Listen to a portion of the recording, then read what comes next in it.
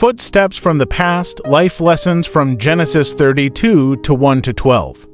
In the biblical narrative of Genesis 32 to 1 to 12, we find Jacob in a moment of profound fear and uncertainty. He had just navigated a tense confrontation with his father-in-law, Laban, but a far more daunting challenge lay ahead, facing his estranged brother, Esau. The last memory Jacob had of Esau was a threat of death, and now, after over 20 years, Esau was approaching with 400 men. The dread must have been overwhelming. Living with long-standing fears, many of us carry fears and regrets from our past. Perhaps there's a mistake that haunts you, a hurtful incident that still makes you wince, or a broken relationship that remains unresolved.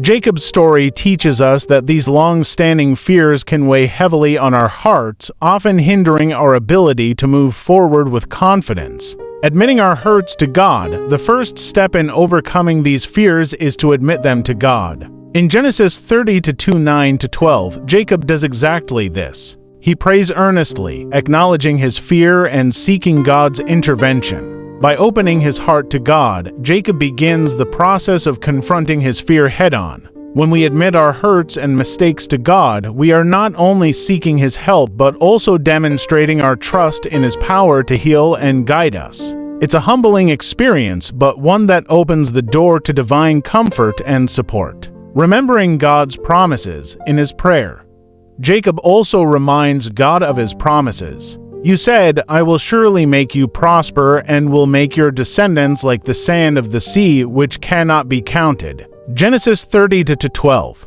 This act of recalling God's promises is crucial. It reinforces our faith and provides a foundation of hope. The Bible is filled with promises from God that assure us of his love, provision, and protection. When we remind ourselves of these promises, we can find the strength to face our fears. God's assurances are a source of courage, helping us to trust that he will take care of our needs just as he did for Jacob. Trusting God to take care of our needs, Jacob's story culminates in an unexpected and peaceful reunion with Esau. What Jacob feared the most did not come to pass. Instead, he experienced reconciliation and relief. This outcome reminds us that when we place our trust in God, he can turn our greatest fears into opportunities for growth and healing. Trusting God involves believing that he is in control, even when our circumstances seem dire. It means letting go of our anxieties and allowing God to work in ways we might not anticipate.